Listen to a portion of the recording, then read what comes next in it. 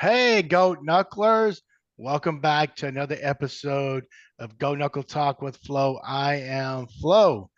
Let me, before I introduce you to my co host, don't forget when you're on the YouTube channel, subscribe to it, click the notification bell, like the video, and please leave a comment.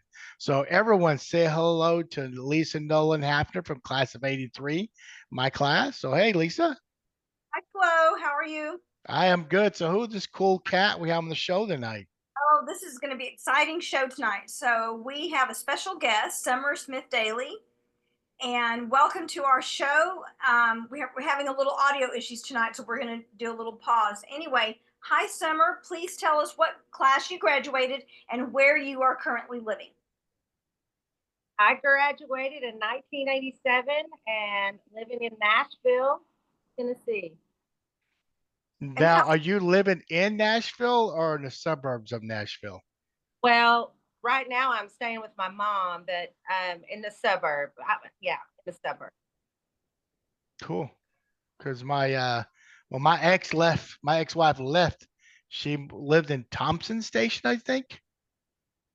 Yeah, I know where that is. Yeah, and then she ended up. There's another bigger town south of there. But anyway, her and the kids, my kids live in Chattanooga right now. So, I love Chattanooga. It's beautiful there. It's well, it's where my girls are. the girls are. That's awesome. yeah. So summer again. I said earlier, it's been 42, 44 years since I last seen you. I think you were just in eighth grade, I believe. And you graduated with one of my cousins, Debbie Wattis. I love Debbie. Good. She's crazy. Yes, Debbie, I love you, but you're crazy. That's why I love her because I'm crazy too. She said the same thing when we were texting back and forth. All right, Lisa, once you get to the party started with the questions. Yes. So I want to know, Michael wants to know, everybody wants to know, like how young were you when you realized that you had a good singing voice? Well, I mean, hearing it from my parents, my dad was a musician in the 60s, and I used to sing, when I was 3 and try to entertain and all that. But when I really noticed it, it was probably in about 5th grade. Kind of Joe Barry kind of brought out some stuff in me in choir and, put me in a play, and I just loved it.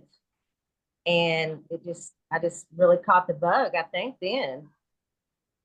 So were you in choir from fifth grade all the way to your senior year? There was. Woo! Okay, so who were your choir directors? Do you remember all of them? Joe Barry. I had Ida Mae Powers, um, Mr. Lang. I was in the a cappella choir my freshman year, and then Walter Wright. Okay. Now, Mr. Barry, he was fifth grade, correct? Yeah. Speaking of my cousin Debbie, she said you were Princess Aurora at Lakeside. Was. I love that's my name. It's Princess Aurora. That got me going for sure. Yeah. I hate to ask, but where's that from, Princess Aurora? And Sleeping Beauty. Oh, okay, my bad. So tell us about you. What do you remember being a fifth grader and being the Princess Aurora, the head actress? Head actress. It just, I don't know. It just, you remember really important things that happened to you. And that was just something that it just kind of sparked that I love doing this child. And like I said, like they have such a big influence on you. And I think Mr. Barry just kind of heard something or saw something and just kind of, you know, took me under his wing and kind of started developing me then, I think. I really, really loved it on stage. I loved all that stuff. And yeah, it was a lot of fun. Enjoyed it. Now, were your parents? Did they sing as well? I think you mentioned that, or My dad was in the 60s. He had a band called the Candy Store Prophets, and they moved to Hollywood, and I was born in California out there. He was trying to, make it in the music business. So, yeah, I always had that in my family. He was always playing guitar. He was always singing. He was funny. It was just he was always keeping laughing and going. And he was real. You know, I think all that whole atmosphere growing up, it was a lot of music. Music was something that was in me, and I knew it. but what kind of music did he like back then? What was his what the band? What kind of music did they play?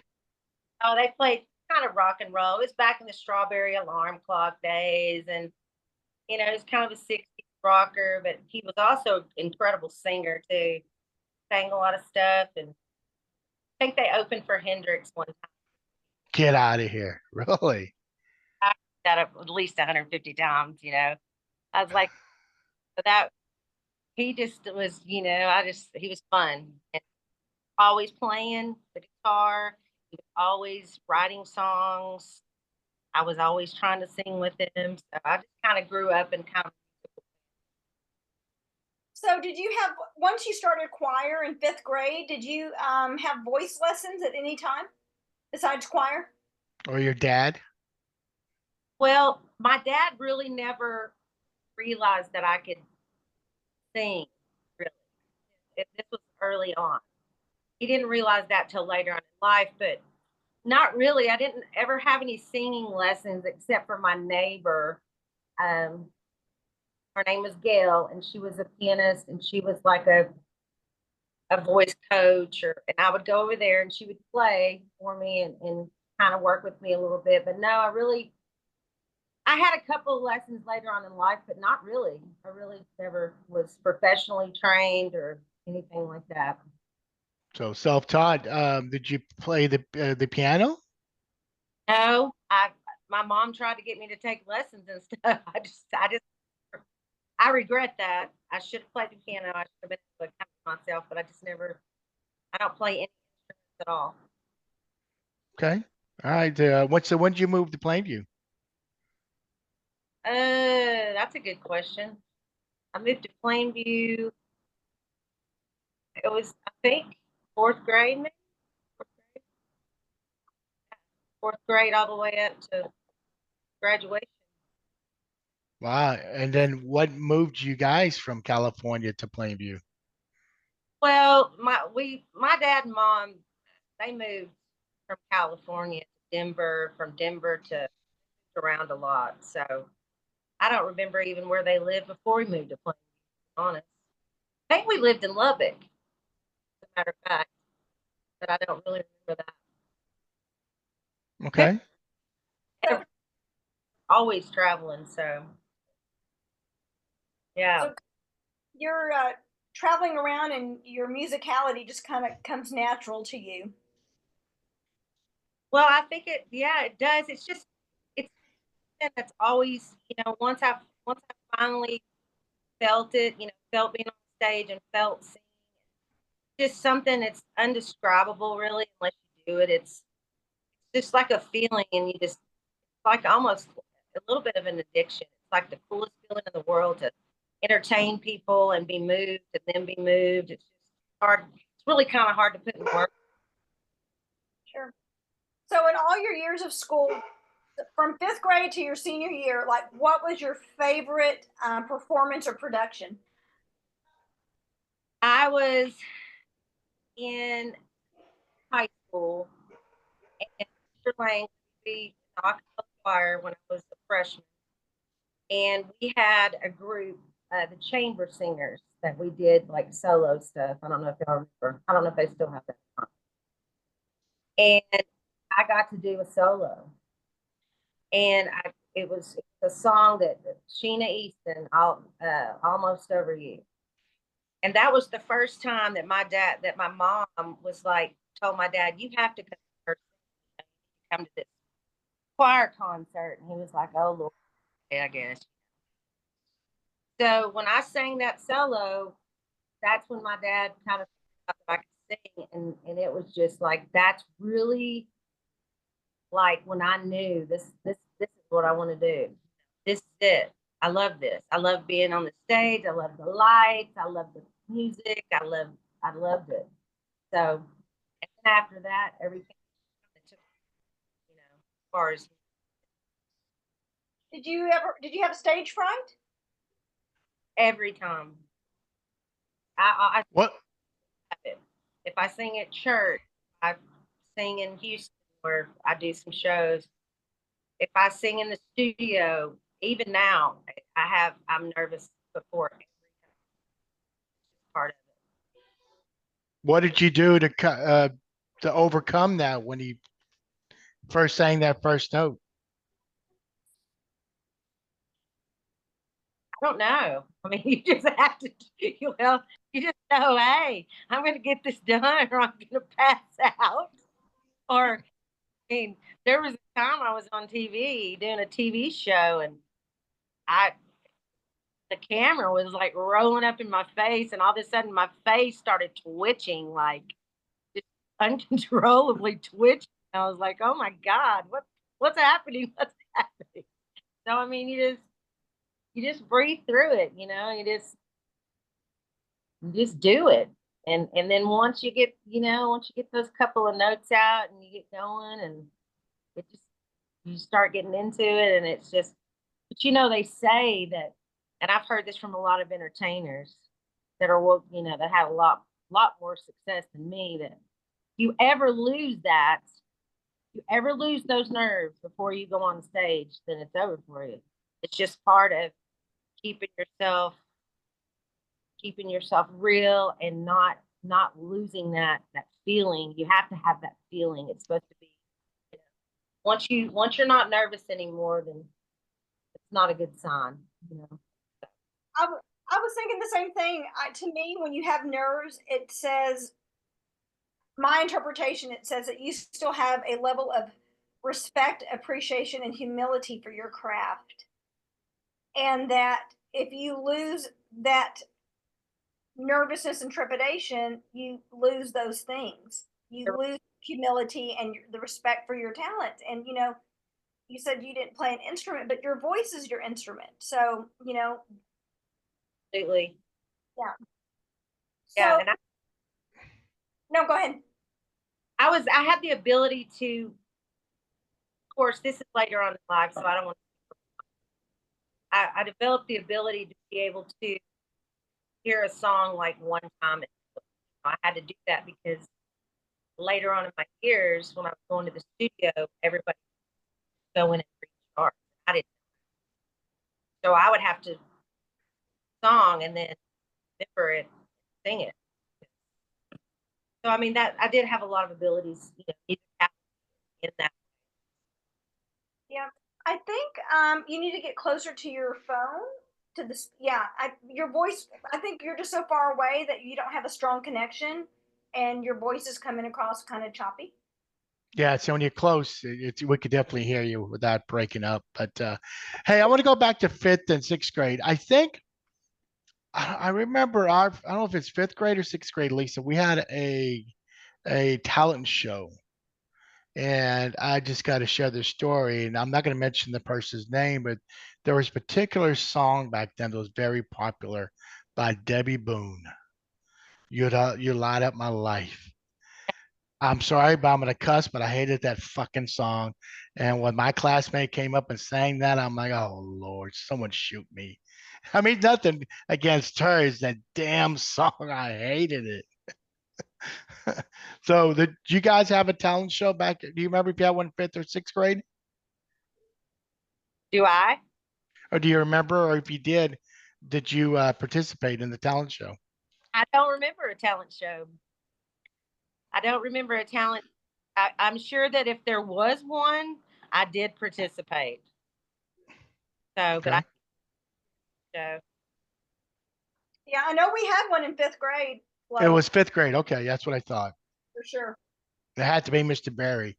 Yeah, it had to be him. So going, in high school. So what's some of the songs you sang back then, or plays, or what? Can you share some stories about your being a cappella and or chamber singers? Yeah, we did one of my favorite performances because I always loved Tina Turner. I just and I think I dressed up like her and put a wig on and sang What's Love Got to Do with It. That was a solo I did that I absolutely loved. Uh, I was Gertie in Oklahoma to play. We did a play. Um, I don't know. We did so much. We did a lot of competition stuff too. The Plainview a cappella choir was unbelievable. It was a really good choir. We had an awesome choir. Even though we skipped sometimes for rehearsal. Take it. Do you remember your classmates that were in a cappella with you? Well, I know Leah Kay was in there my freshman year. I mean, that was kind of interesting to be a freshman in there with all those beautiful upperclassmen, and Leah Kay played the piano. I believe she was in there, and I think I know Vicky Falkenberg was in there. There's just a lot of people in there, and I knew I wasn't really good in a choir when the direct Walter would be doing this and doing, like be quiet, you're too loud. But yeah, it was fun. It was 4 years of this. We had a great time. We had a great time in choir. Of course, the band taught. So that was always fun. So were you the only freshman in acapella? I think I was the first freshman in a cappella choir. I could be wrong, but that's how I remember it. Yeah. Wow, what an honor! Good for you.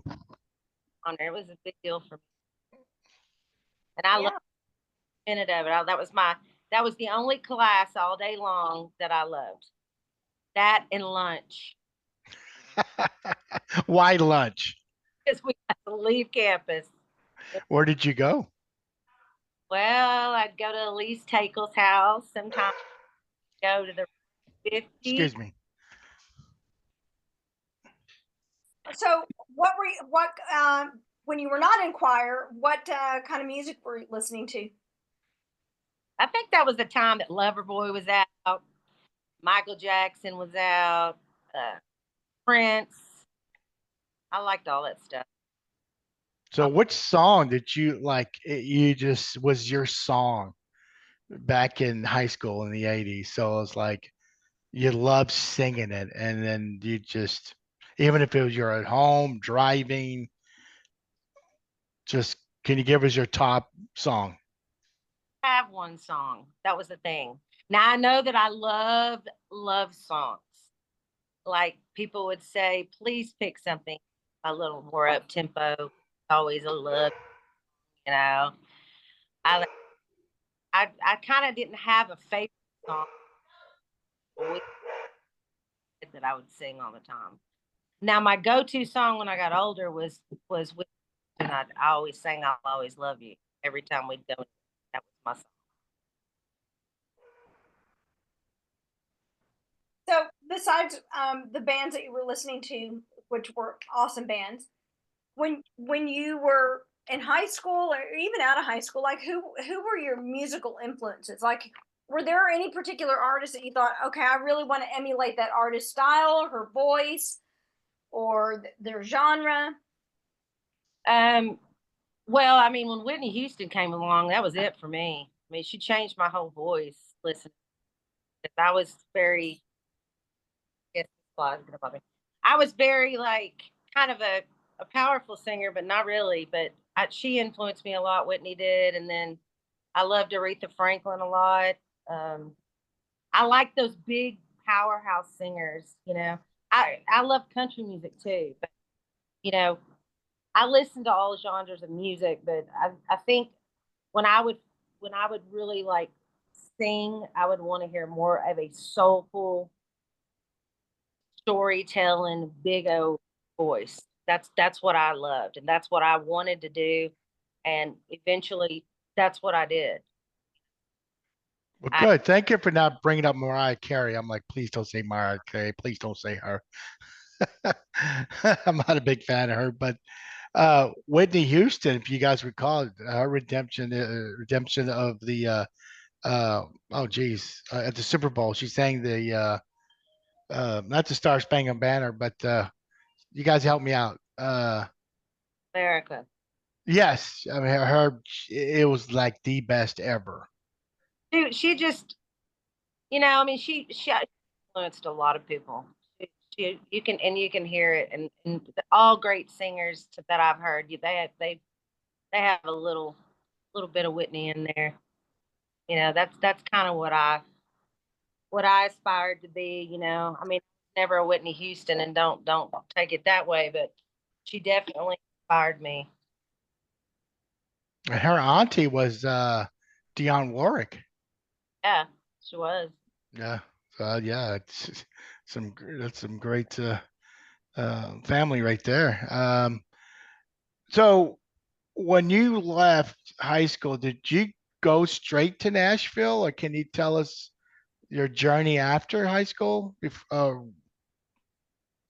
Well, I had decided, my dad had taken an interest in doing it with me. We in high school, we started going to Lubbock, recording with the Maines brothers. I don't know if y'all remember them, Mm-hmm. Lloyd and we would go to Caldwell Studios, and my dad started recording me, and of course, and then I just want to go to college. This flies.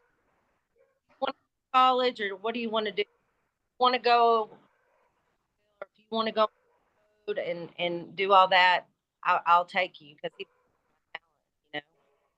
amazing to have that. And so graduation night, we hit the road. We'd been practicing car and tracks back then, and road and we went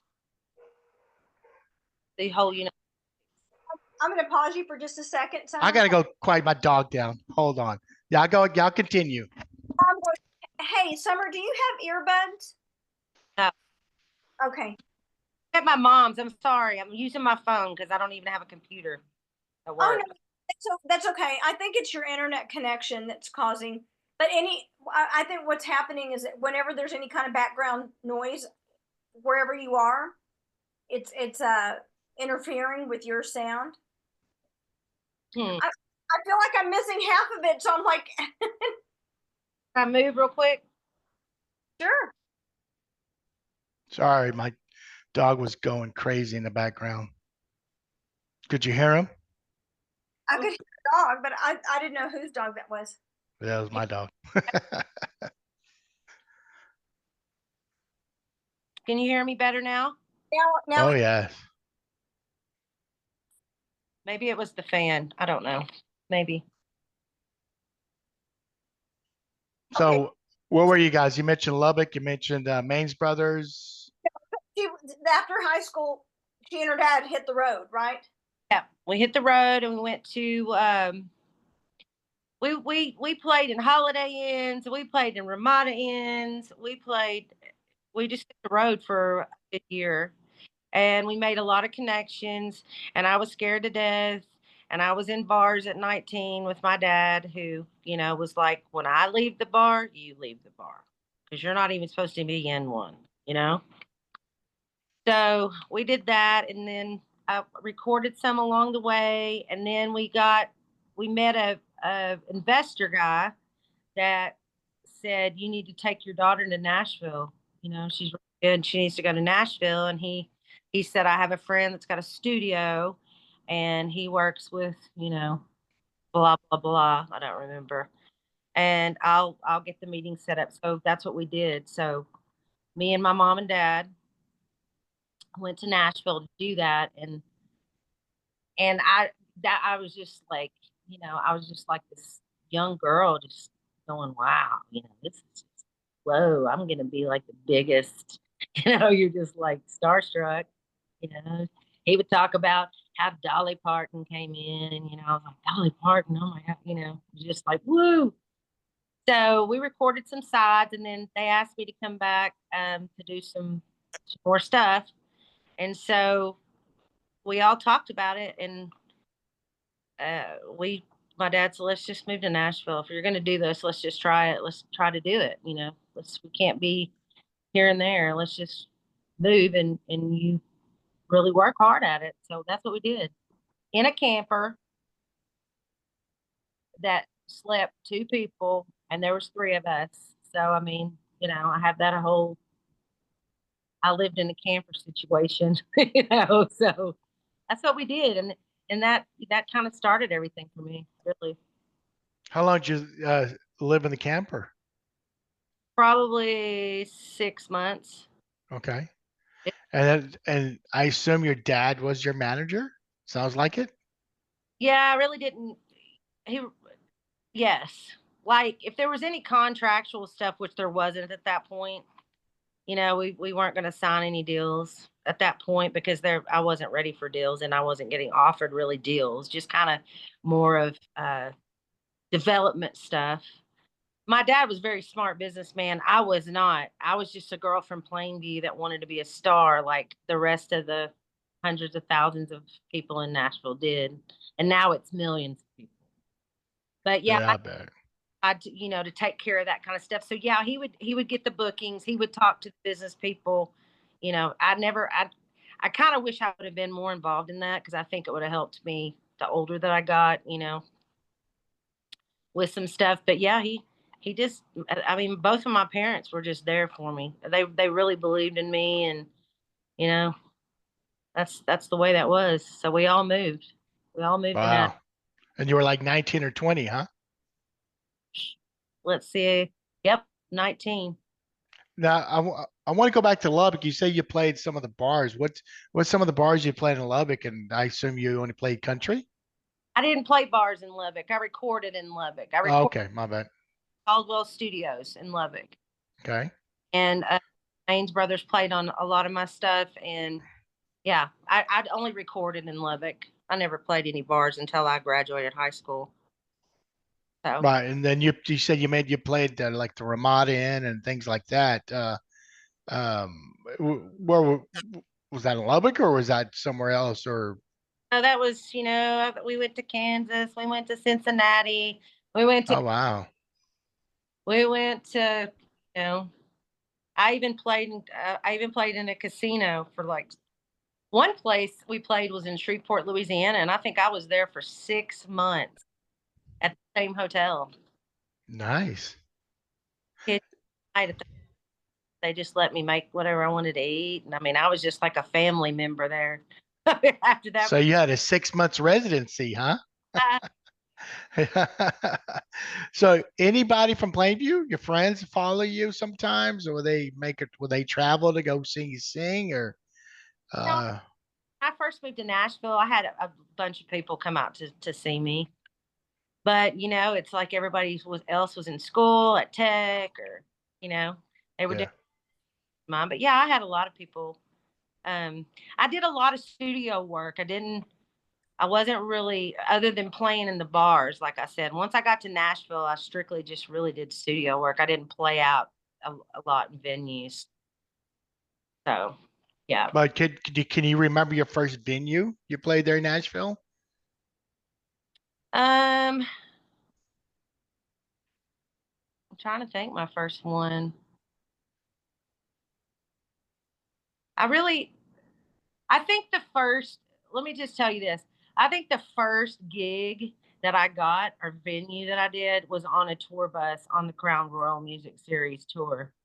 Was the biggest tour out. I was asked to do it at 10 o'clock to load in the bus at 12 o'clock, and I was out with them doing a major tour. That was pretty much my first like live stuff that I did. So there in Nashville. Yeah. Nice. And then I also had a gig that I would drive to, and it was at the Gold Strike Casino. So casino for a while. So yeah. So when you say studio work, is your own personal recording, working as backup for other singers? A lot of it.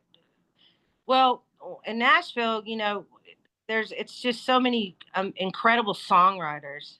A lot of incredible songwriters. I mean, I was blessed to know Larry Henley, that wrote "Wind Beneath My Wings." He was like just such a good friend of mine. I mean, Tony Colton, he wrote for Celine Dion. I mean, and what happens is there's you can make a decent living, you know, demoing songs for writers that are pitching them to artists.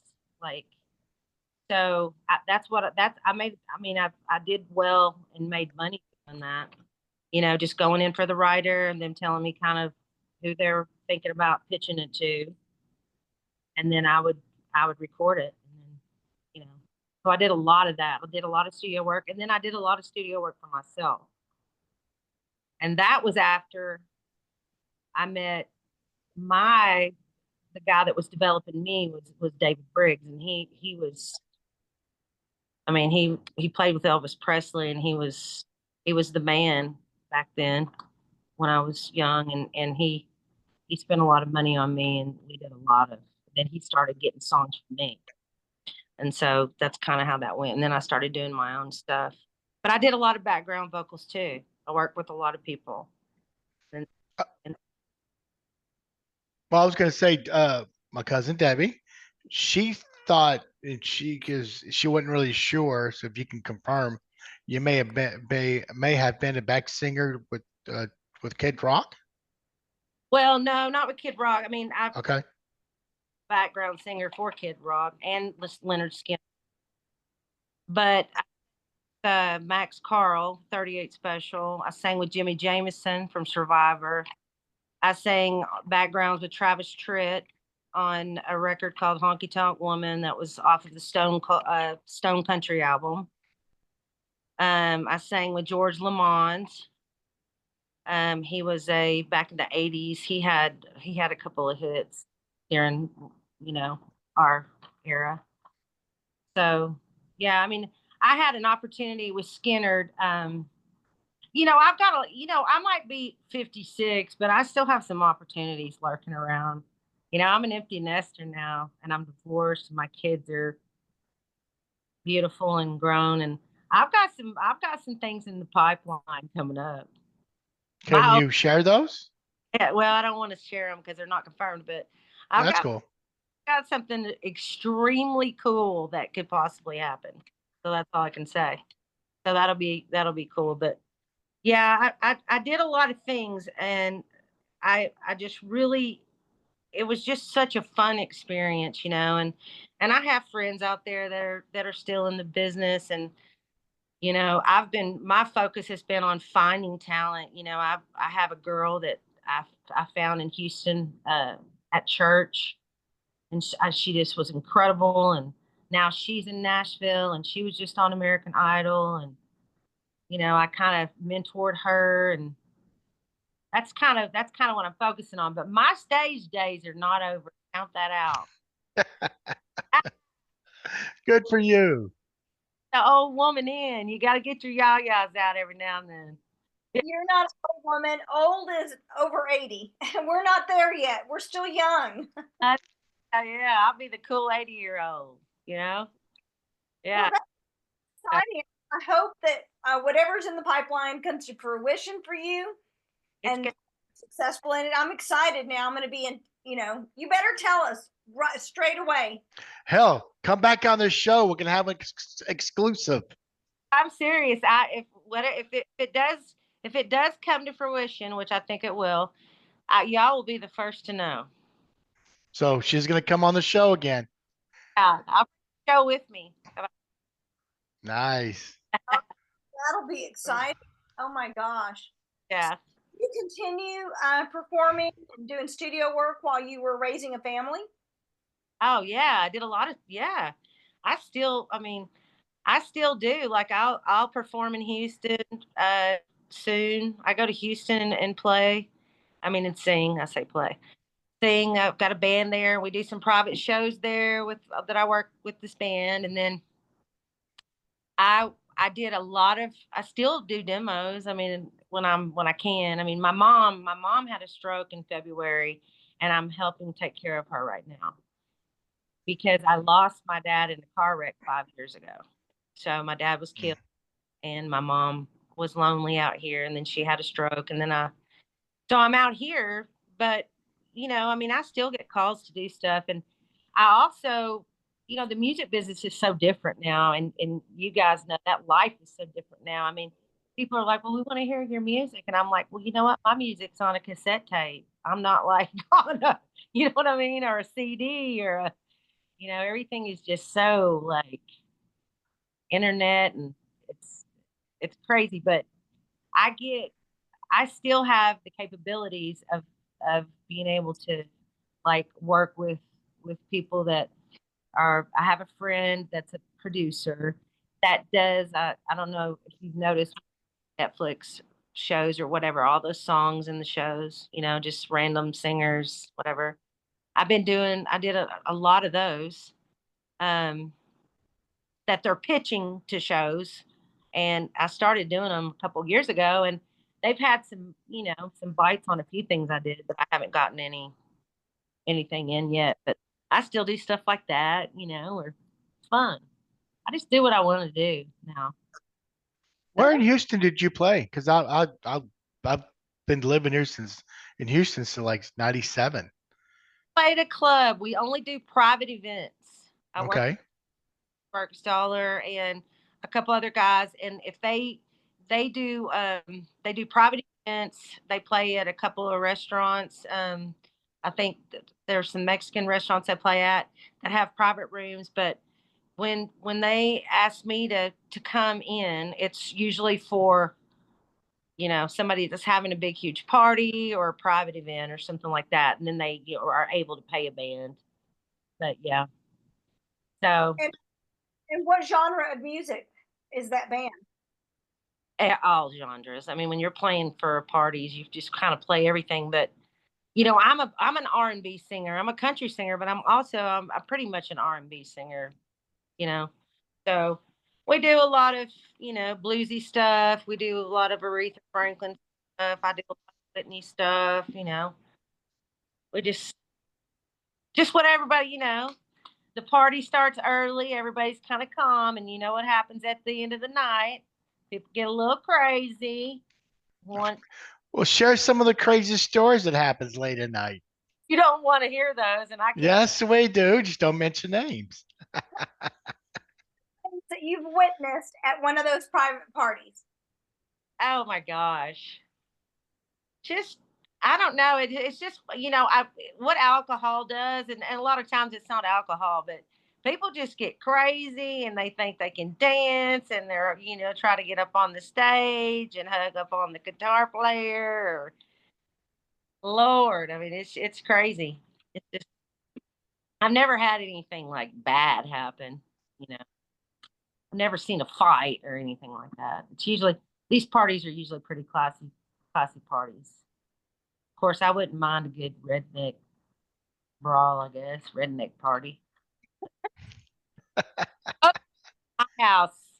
Has anybody like fallen on the dance floor and their dresses come over their head, or they flash the band, or? Oh, I did that. I'm just kidding. No, I haven't seen that. I dress fly it, but I've seen some other things I didn't want to see. Some people need to wear a little bit longer of a skirt. You know what I mean? Yeah. Yes. Yeah, I guess with the last 10 years or so, we've had these our phones with videos and cameras. You have to be careful when you're up there, and especially you got to be careful what you wear because you can have some wardrobe malfunction stuff. Well, you know what? It's even scarier is thank God they didn't have these phones when I was doing my thing, honey. Because Lord Almighty, I mean, people just take the most god awful pictures of you, post them. I mean, you can just snap you're right. I mean, that's why it's so hard for these artists now because they're just totally can't. They get so paranoid, because they can't say or do the wrong thing ever because everybody's got their phone and can just hit record. I mean, people record you and you don't even know they're doing it. Yeah. Yeah, and I remember way back when it was you couldn't bring a cassette recorder or any kind of recording device to some of these concerts back in the 70s and 80s. It was prohibited. I mean, if they saw you with it, they'd haul your ass to maybe to jail or definitely out of the auditorium.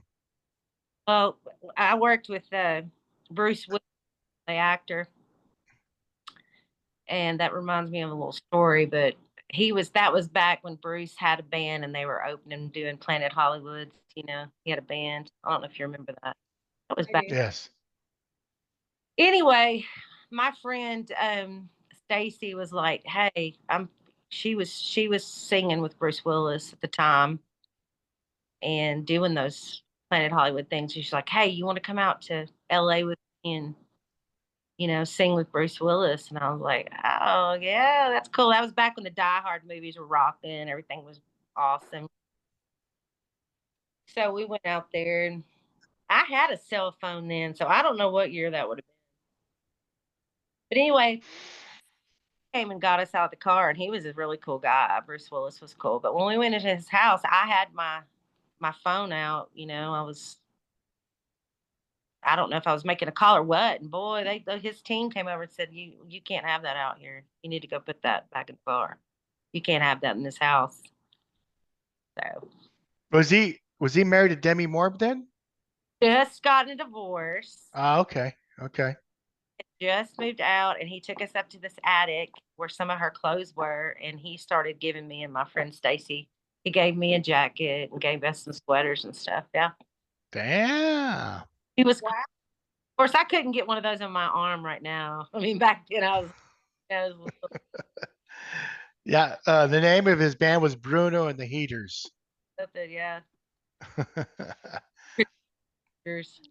I don't know. We played in LA that night. I just remember we went and did a gig in LA, and I I looked down. I was because I'm pretty tall. I had some really tall boots on, and I looked down and I thought that guy looks familiar. And my friend said, "That's Kiefer Sutherland." I was like, Oh wow. "Cool." I was a little starstruck back then. I really was. Now I'm just kind of like I. There's a few people that I get excited to see, but yeah, that was fun. Who are they?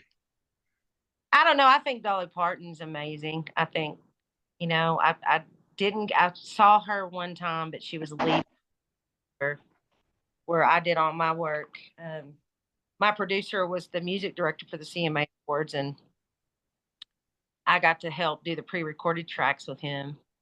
Back in the day, they played the music and the artist just sang, and she was there, but she was leaving. So I think she would be somebody that's cool to meet. I've never got a chance to meet her. So I'd That's cool. too. Do what, Lisa? I said I would like to meet Dolly as well. she's just a cool lady, and she's just real. She likes the fake stuff, but she's just a really cool, genuine person. Well, I think it's during the Dallas Cowboys game. She sang during halftime. She rocked out the Dallas Cowboy cheerleaders outfit. For a 70-year-old woman, I guess she's 70 or 80. I'm not sure, but yeah, she looked very good in that Cowboys cheerleaders outfit. And I had a friend that we all went to high school with that was a Dallas Cowboy cheerleader, so I've seen that uniform firsthand. Yeah, Vicky. Yeah, Vicky's my buddy. Talk, yeah, that thing is. You got to have just the right kind of figure to wear that. That was incredible to see her in that. Dolly Oh, Parton is 79 years old. dang. So, but when she did that Super Bowl thing, I think she was in her 60s. Yeah. Well, she. I thought no, Pardon? did that Super Bowl thing. No, but she also just this past year did sang or year before for the Cowboys during the halftime during the Cowboys game. Could have been the Thanksgiving one. I'm not sure, but she wore the cheerleading outfit. She wore it. She does it, but that's crazy. So, well, cool. Well, what was some of the struggles? If you had any, in Nashville? I mean, you always hear all these uh, people who are trying to hit it big, and like they're waiters, waitresses, or they're uh, Uber drivers. It's a cutthroat business. And Nashville was cutthroat when I was in the 90s, when I was really hardcore doing it. But now it's like, even people that play down there, Nashville is just a totally different place than what it was. It's the number one bachelorette capital of the. It's I've never When I lived there, there was nothing downtown. There was one restaurant and one club downtown, and now you can't even. It's insane, and all those people trying to make it are down there working, playing music for free. They don't make any money. They only make tips. I mean, it's kind of sad, but I mean, the struggles of it is you get very people are constantly telling you things, they don't keep their word. It's a dog eat dog situation. I mean, there's a lot of great people in this world, and then there's just some that aren't that great. It's kind of a cutthroat. You get promises, especially women. I mean, I dealt with a lot of struggles trying to do music, because I was just I lived in a cool town growing up, Plainview, and I had my friends, and we felt safe, and we were out, and we be home at dark, and we had a blast, and we only went to house parties every now and then. We went, we all had a good time, and it was just kind of a safety net. When I got to Nashville, once I kind of started getting away from my dad, when I got a little older, it, it's just tough. It's tough. It really is. And everybody, I mean, unless you're touched by the silver spoon, or you just, you're. I know some people that's parents support them, but everybody's just. It's true. Everybody's just trying to survive, and they want that shot. They want that record deal. They want that to happen, and it's really it's not really how talented you are, because there's a million talented people on one couple of blocks. It's kind of like who you know. It's really kind of who you know, honestly. And Well, I'm sorry. I was going to ask you if American Idol, The Voice, was back when you started, in the mid '80s to '90s. Would you have tried to be on those shows? I don't know, maybe. I'm not a good auditioner like that. I'm not a good. I mean, I had to audition every time I opened my mouth, because when I would go do demos and stuff, if they didn't like me, they would just tell me to pack my stuff up and go. You're not the right one. Bye. They don't care. Oh shit! That wow. Okay. Brutal business. I mean, it's a brutal business, and that's a lot of reason why I just got. You get tired of it. I mean, you really do. You just get tired of dealing with people. It's brutal. Yeah, it's a brutal thing, but it's also amazing too. I'm not trying to put it down, but I mean, for all these young people that have these stars in their eyes, I mean, I know how it is, and I even coached she's like my third child, Caroline. She's, like I said, she was on American Idol. She didn't place or anything, but she was the one that sang about the STDs that went viral. Yeah, I kept telling her, I was like, God, get your backup plan going, and she had all these scholarship opportunities and for volleyball, and she got for the best schools. I'm like, just do that first. She's like, I just want to go to Nashville. So just do that first for me, and then come to Nashville. Just do that first. She's like, I don't want to do that. I said, well, I can't stop you from doing that, but I really, you do whatever you want to do. But I would think that would be have, kind of have a plan B going, because it's hard. It's rough. People make it. They're successful. There's great singers, but it's a hard one. It's a hard business. It really is. I think it takes a lot of perseverance. I mean, all the power to you, honey. That's, I can't even imagine. I cannot even imagine just how challenging it Well, is. so right now in my life, though, I'm just living my life. I do whatever I want to do, and I God gave me a voice, and I still use it. But I don't have that pressure anymore because I don't, I don't. I'm like I said, once you, I wanted to be a mom, and you can still be a mom and be in the music business. You can, but I wanted to be a mom, and I wanted to stay home with my kids. I wanted to raise my kids, and that's what I did. I decided that's what I wanted to do. You know. So once your kids, at what age were your kids when you started to go back into the music business? Um, I really never. Well, I moved to Phoenix because I'm a hairdresser too. I did hair for many years, and then laser. I did cosmetic laser. I moved away to Phoenix, and then I moved to South Beach when my youngest was born, and then I ran a dental office for 15 years. So back to Nashville, it was they were probably I started doing studio work and stuff again. I think when my oldest was probably in junior high school, but I didn't do it all the time because I always had to work. I mean, I've never been one of those nice, privileged people. I have to work.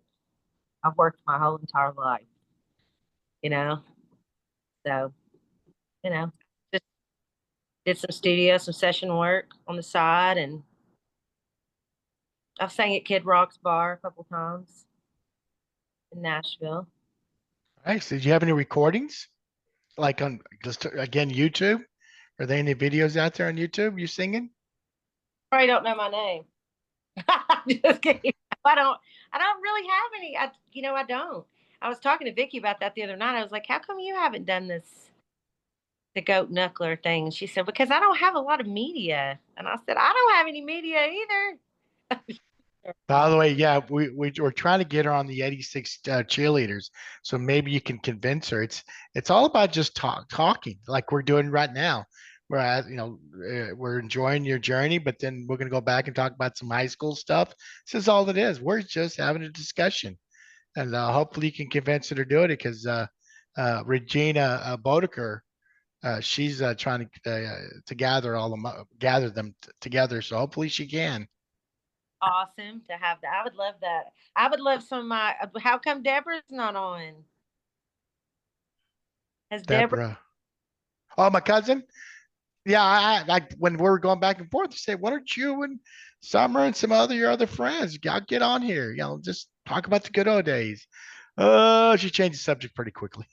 Well, So group of my class together because Deborah and Dana and all of. I mean, there's just some cool people. There's some fun people. I mean, they're a hoot. They're those girls. You get us all together. It's like a little it's crazy. We get crazy. Well, bring them on. That would be so fun to witness y'all having this crazy conversation. It'd be good. Do happy hour with 1987. That'd be so fun. Of there course, you Yeah. go. put right in the beginning of the first glass and then end it after the first glass.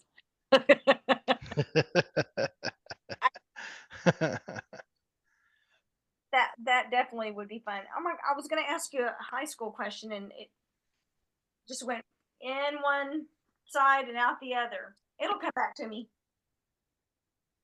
It will come back. It'll come back. What Yes. did you drive in high school? What kind of vehicle did you have?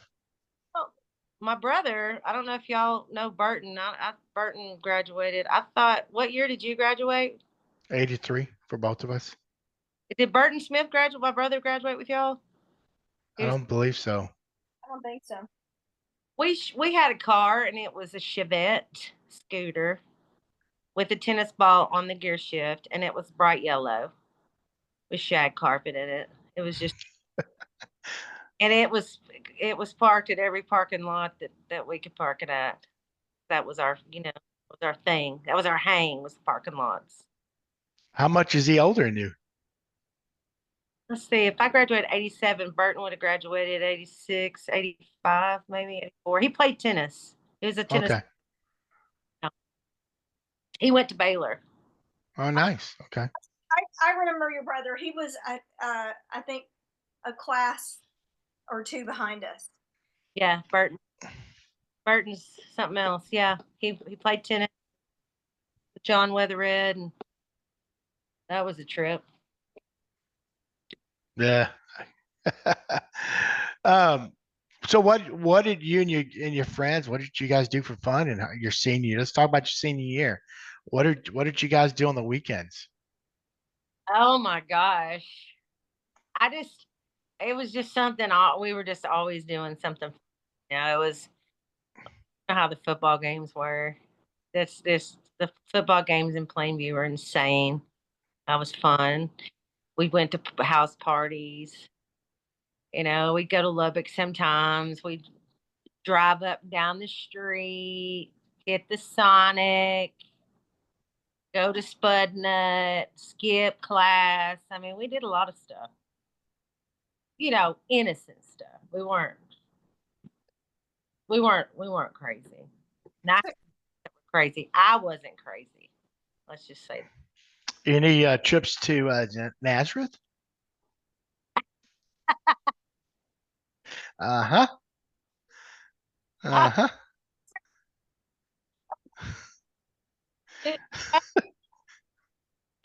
No, You alive? any trips to Nazareth. No, I think somebody took those trips for us. I don't think in high school at all. I did, but I really wasn't, to be honest. I didn't start. I was later on in my 20s.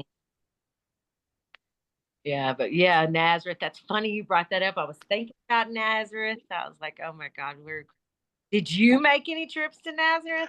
I like you. I don't think I ever did made a trip at all. Definitely had an order, you know, of some a pint of vodka or something. But I did make many trips to Miss Helen's, a bootlegger across the track. So I did go there quite frequently on the weekends.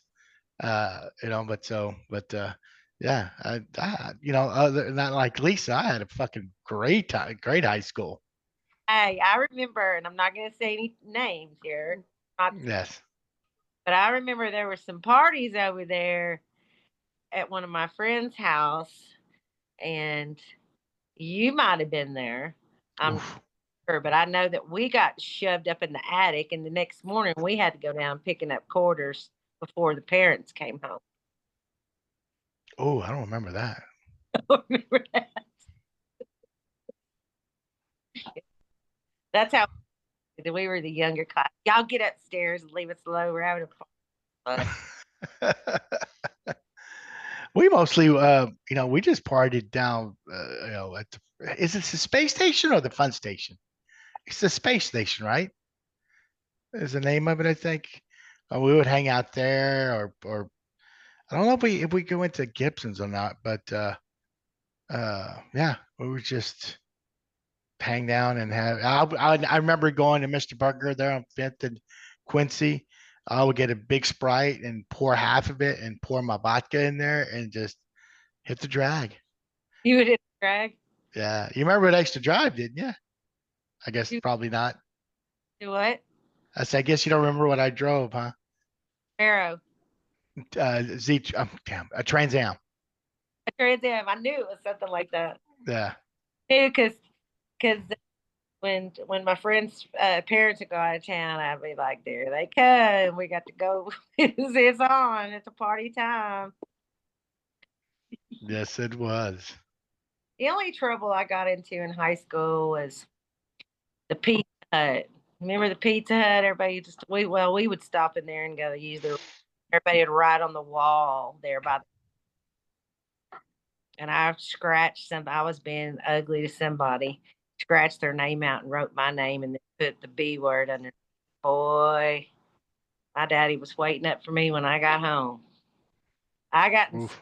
trouble over that. Like I had just burned the place down. It's crazy. I want to know who called him and told him that. Probably the girl that's the name that I scratched out that I called the B word. She probably did. I don't know. Hey, standing outside waiting for me to get out of that car, and I was like, "Oh Lord, Lord, I've done something," you know. Were you grounded? What was the punishment? I think I don't know. I think I was grounded, or I had to. I think I was grounded. Yeah, sure. Yeah. I know my friend that was with me was from out of town, and I know he made her go home. It's like, don't ever do that to me. Yeah, those are fun times. Plainview was just, when I wanted to, like, when I think back about my childhood and living in Plainview, it just makes me smile because I just only wish that my kids could have had the same kind of childhood as we did because we were free. We were free. We were just like be home at dark. We'd ride our go karts. We'd ride our horses. We'd drag the street. You know, we were free. We didn't have like cell phones and distractions a lot. We were just kids having a good time, and we did have a dang good time, didn't we?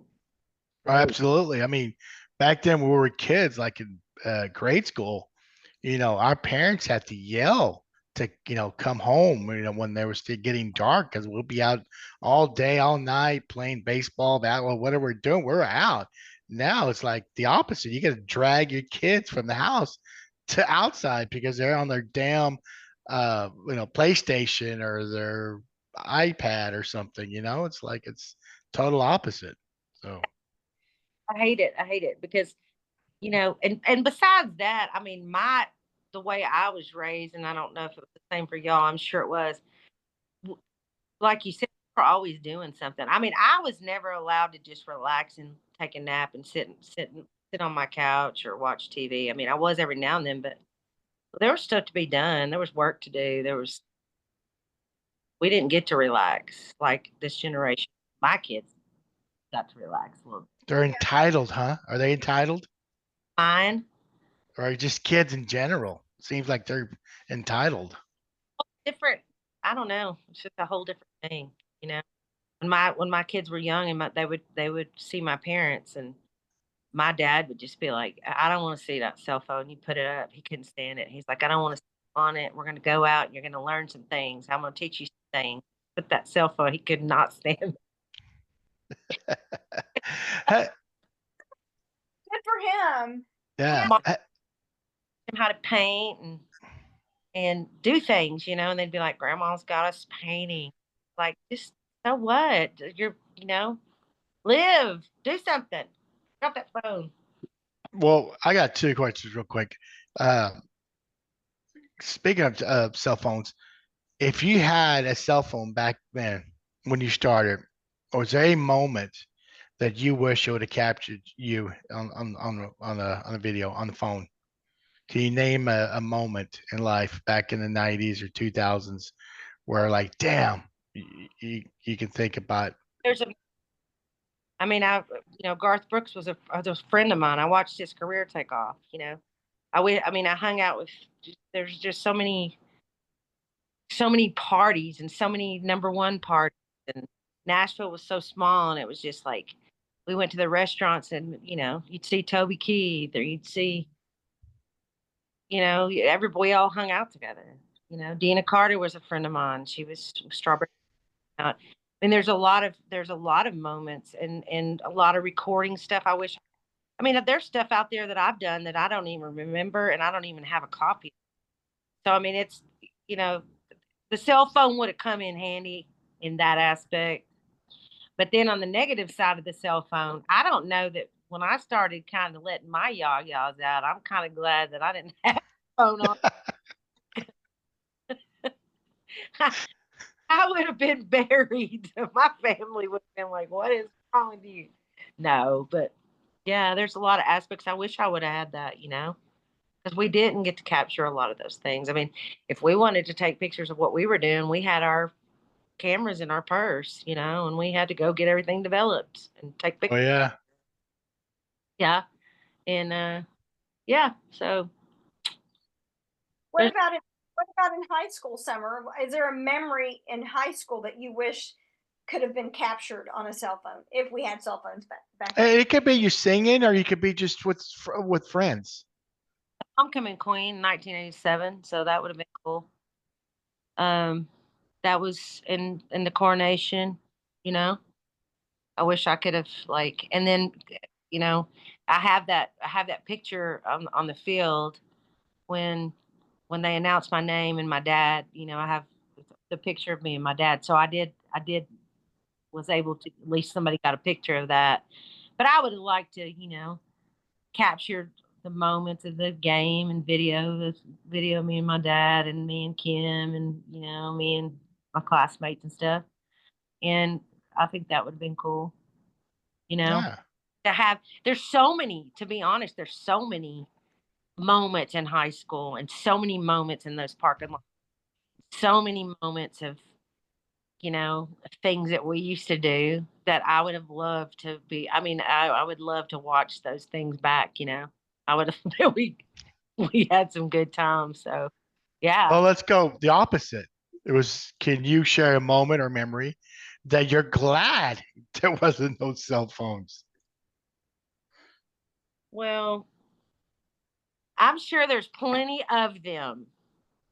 For instance. Tried to get those out of my head. I don't know. I mean, I don't know. I don't think I'll forget the bad stuff. I've trained myself to forget the bad stuff. So I don't know. I don't Good. Good for you. All right. You mentioned earlier that actually probably 2 or 3 times that you skipped. Did Oh you ever yeah, get caught? yes, we got caught. We had to go to the principal's office, and we got licks back then. We didn't time out and all that. We got licks, and time for me to. I think I had gotten caught so many times that it was time for me to get licks, and I don't remember who was our principal then. I don't know, but he liked me, and he said, "I'm just going to paddle my shoe," and I was like, "Okay." Was Mr. McBee not there? It was, yeah. And anyway, he's like, "You need to stop doing that." I was like, "Well, we just, there's just some days we just don't want to go to class." And he's like, "Well, good for you, but go to class." It was fun. It was fun.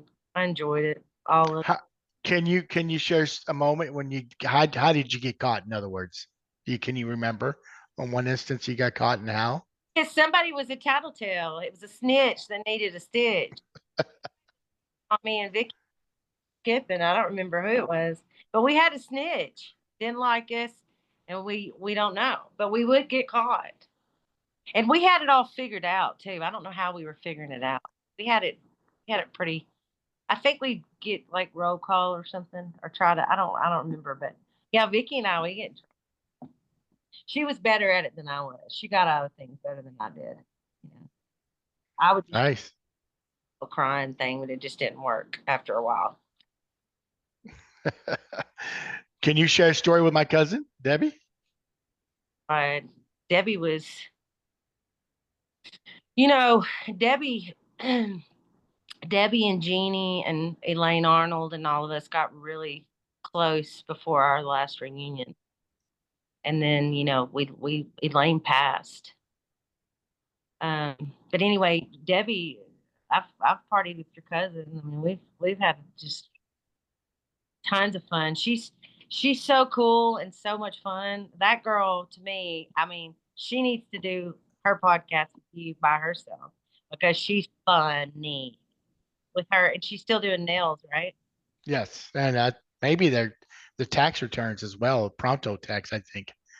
But I And know she's doing nails. Debbie, she's just a hoot. She's just a lot of fun. We all got together and packed up the liquor store. I mean, we were always doing. I don't remember what bunch of shenanigans we did when we were in high school, but we've dadgum sure made up for them since we've been adults.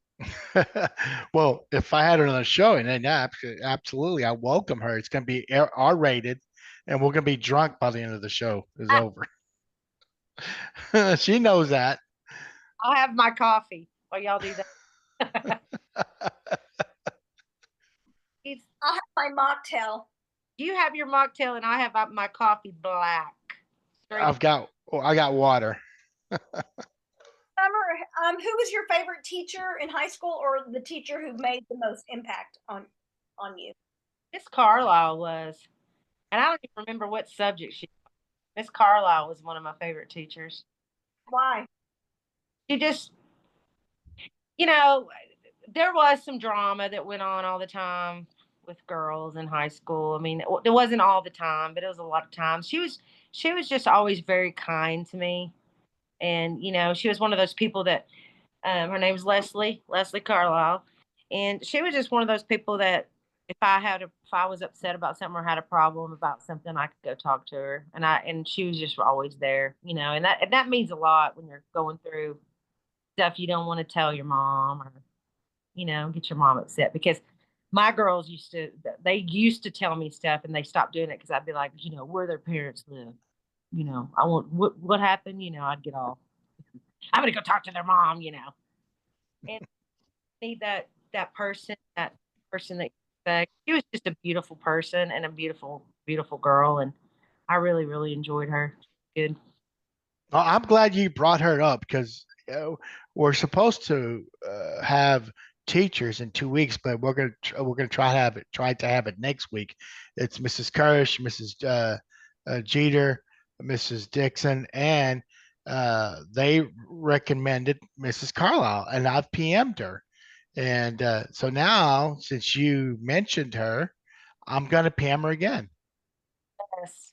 Do She was what? she was so sweet to me. Like I feel bad that I haven't nurtured a lot of relationships from school.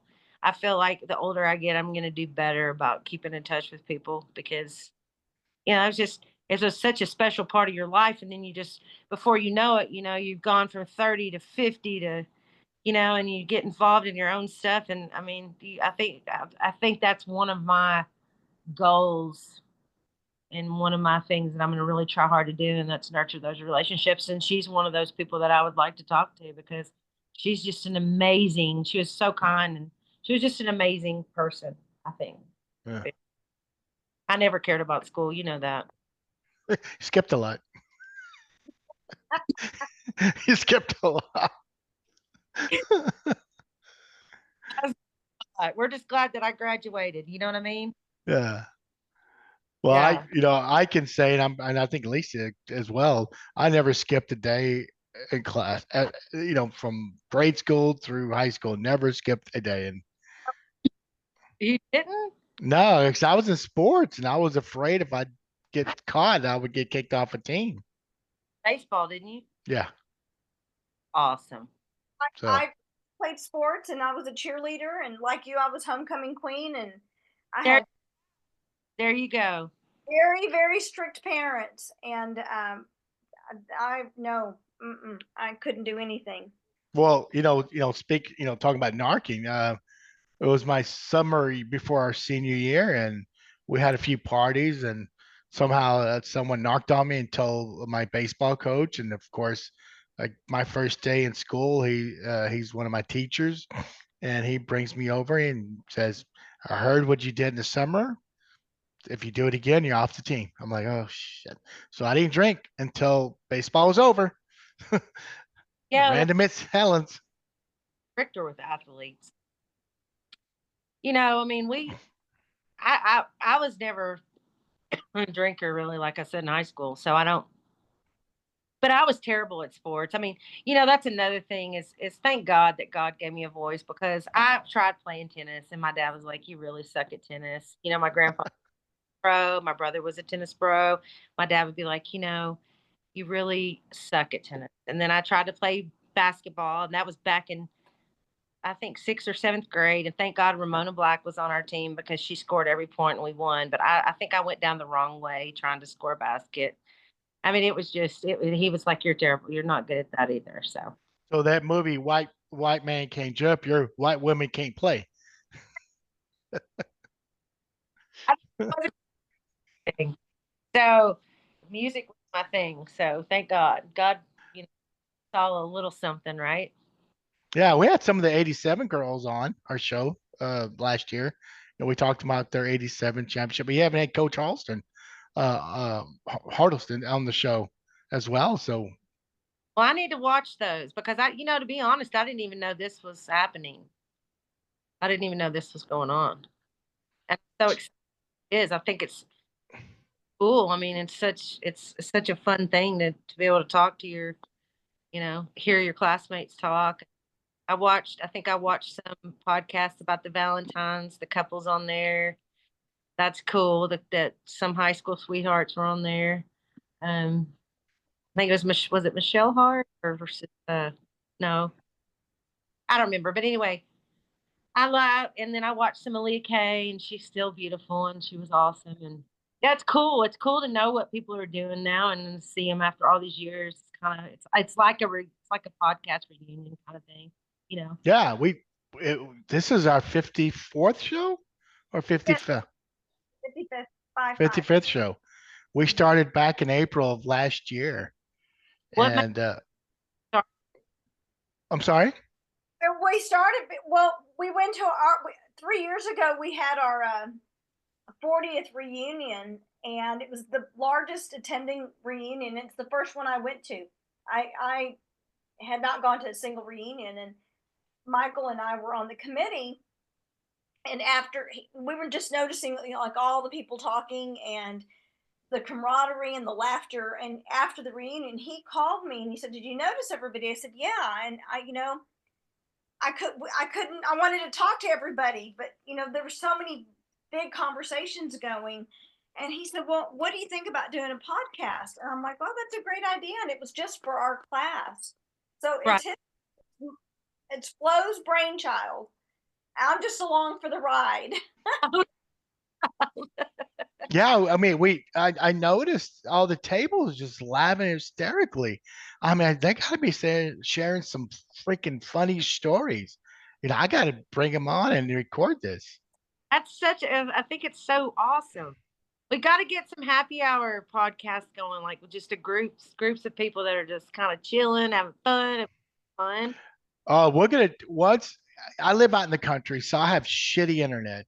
I have satellite internet, so but they AT&T's out here, they are running fiber optics to all the houses, so I'm really close. And when that happens, we're gonna do more live streaming, not recording.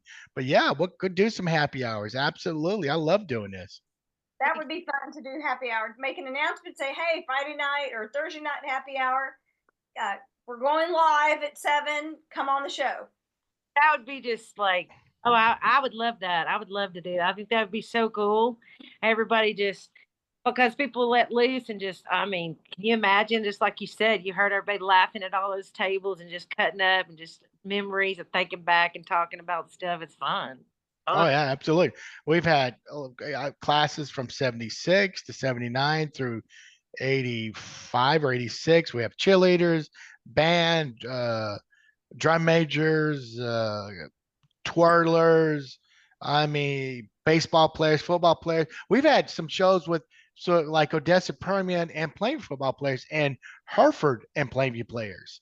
So we're getting the perspective from the our rivals on playing us. So That's so, I just think it's such a great thing y'all are doing. I love it. I think it's just a yeah, great idea and it's fun and I couldn't wait to do it. I was so excited to do it and I want now I just want to watch everybody else's so I can see what everybody else is because we all want to know what each other's and, and yeah. One thing I'd share about a reunion. So when in junior high, myself, Andrew Dunlap, and Danny Perez we go to you know our each other's houses and we'll put on some maple wine or ACDC. And I remember at Andrew's room, he had a baseball bat, a BB gun, and a tennis racket, and we grab it and we'll lip sync. I mean, we called each other MAD from Michael Andrew Danny MAD, and before our reunion, I call Andrew. I said, "Brother, we gotta do a fucking lip sync at the reunion. We have to do it, man." So he did it. Lisa did it. Uh, Quentin Dunlap and a guy named Sean Foley. So no one knew this.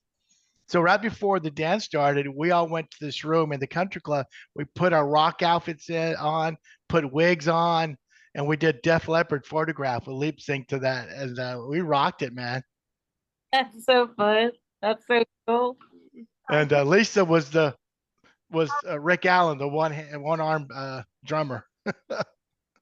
You and Lisa have just been friends forever. Is that how that? Yeah, absolutely. Yeah, we became friends in 5th grade, and in high school I hung out more with Andrew and Quenneth. Yeah. They all went to a different elementary school than I did, but in 5th grade when we merged, that's when I became friends with them, and I actually became friends with Andrew first, and then you and Quenneth. But yes, Yeah. we were friends for the better part of our life, and this is a true story too.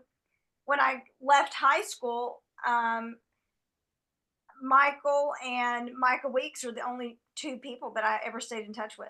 So I mean, he and I've been friends since then. He's a classmate that I stayed in touch with. She was our weta back then. Now she's my cabrona. Sorry, Lisa. We pick on each other a lot.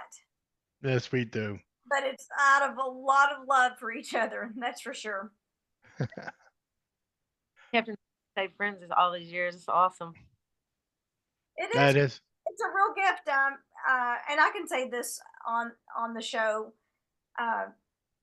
We had a little love fest. I'm a very expressive person. If I care about you, I'm going to tell you, and I'm also going to show you. I hug people, and I'm a very affectionate, loving human being. I mean, like, love is my religion. Yes.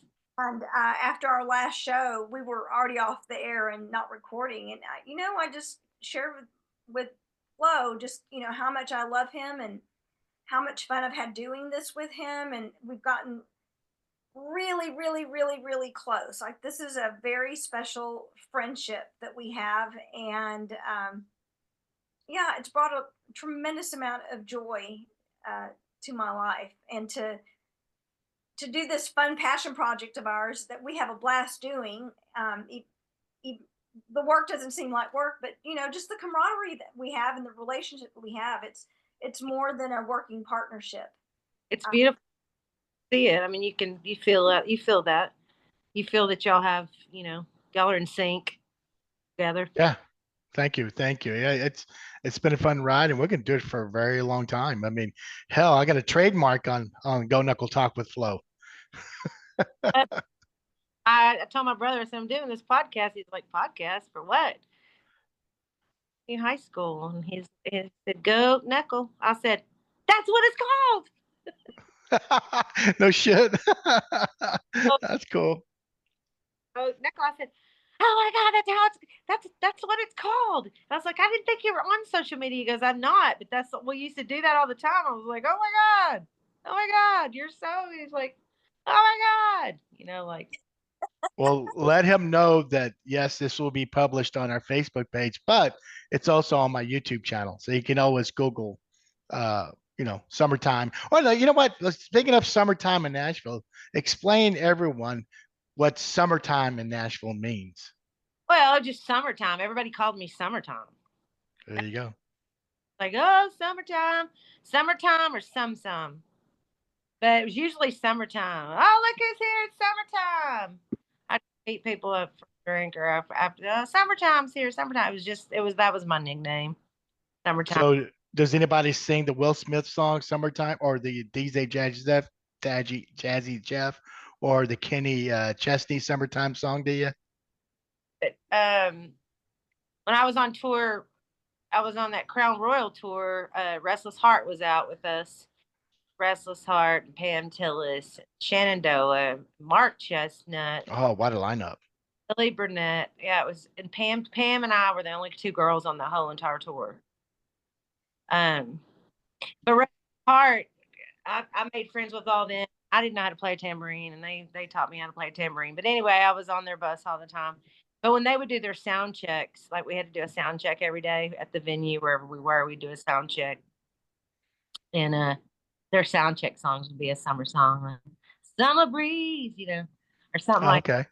every time, and I'd be like, "Oh, that's real funny." You know, every song was Summer, and it was their sound check song. Like, okay, that's cute. Means they liked you. Well, one of them did. Let's just say that.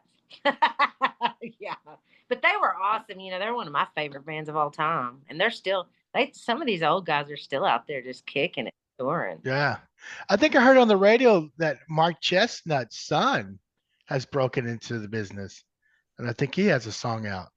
I wouldn't be surprised. I know that Travis Tritt's daughter. I know that there's a lot of them. You know, with social media now, they people just break their own careers on the internet, and then record companies will be like, "Oh, look, they've got 3 million views. Let's sign them." You know, much Yeah. different thing, but Well, I'll share a story. There's a kid. Unfortunately, my dad passed away in January, so I went to Plainview like 3 weekends in a row while he was, dying, and I would stay with Martin Barrera. Do you remember him? I had a crush on Martin Barrera. Yeah, Okay, I'll let him know that. Well, I stayed with him, and we went to this place, the Red Door in Lubbock, and there was a country guy named Will Bannister was singing, and Martin dedicated a song. It's about I think it's about dads, and I used that song and so in my dad's video, what a compilation, his pictures and stuff. I used that song, and I had a little few what do you call what's my drink, Lisa? I forgot my drink. Damn, see what happens when you turn 60, you forget things. Um, Old fashioned. I had a few old fashions, and he was talking to Bart, and he was having issues with his van. I said, "What do you need?" He's like, "I'll Venmo you $500 right now." Okay, so I gave the kid $500 on the spot. Minister at that point. I'm You know sorry. that guy. That guy's played around. He came to Nashville.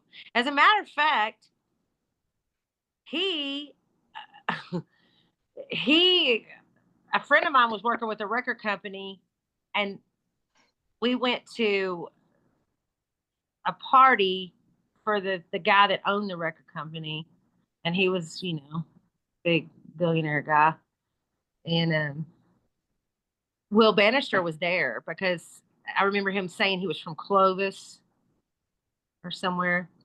And I said, I know who you are. And my family, I'm from Plainview. And my family has ranches and this and that. And he was like, oh, yeah, yeah, I know who. He knew who my parents, he knew where my mom and dad were. But yeah, Will Bannister was at that party and then come to find out they were going to sign him. And I don't ever know what happened. I don't know what happened to that deal. But yeah, they were going to sign him because they had flown Oh wow, small world. him into that party because when they said that name when I was there, because there was a lot of artists there. There was, friends of mine at Thompson Square, they're friends of mine, and let's see who else was there. Joe Nichols, cool guy. Friend Yeah, Nichols, uh, Thompson Square, Joe Nichols, and a lot of people were signed to this label. And yeah, Will Bannister was there, and I just was like, well, I'm from your neck of the woods, and he was like, oh, I'm like, good luck.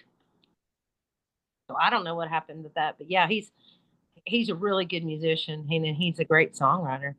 yeah. I mean, he's on YouTube, and like I said, that song touched me. So I had that one and a Luke Combs song. Actually, Martin Barrera recommended all three songs I use for that video compilation. So, but anyway, So, Summer, what are you listening to these days? I just kind of have a crush on it. I like Morgan Wallen a lot, and um I'm still listening to the old. I'm kind of back into my old groove. I'm listening to a little Steve Winwood. I'm back in the high life again. Kind of back in those days, minute by minute, little Doobie Brothers. Yeah, I don't really have any country acts that I mean, any current acts that I'm just crazy about, to be honest. I do like, um, I don't know who I really like. I like Morgan Wallen. There's some good country country people out there. I like Jelly Roll. You know, he's all right. And there's a lot of good country singers out there. Is there a particular song, an 80s song, when it comes on the radio, it reminds me of a memory back in high school? Oh my God. One, Huh? Yeah, whatever. there's one song that comes on, Foreigner 4, when that record came out. That was my first, I was in love with somebody for my first time. And every time that song comes on, I literally can smell Halston Z14 because it was in that car, listening to that song and smelling that cologne. And yeah, there's a million of them, you know. Life, there's just always a song that takes me back to something, and it doesn't always have to be a good thing either, you know. But Yeah. there's a uh Josie's on a vacation far away. Who sang that song? Josie? Oh, the outfield. I think I was kissing on somebody in high school with that song, but I don't remember who that was. Since I only had 2 or 3 kisses my whole entire high school days. Oh, wow. Kind of like Lisa.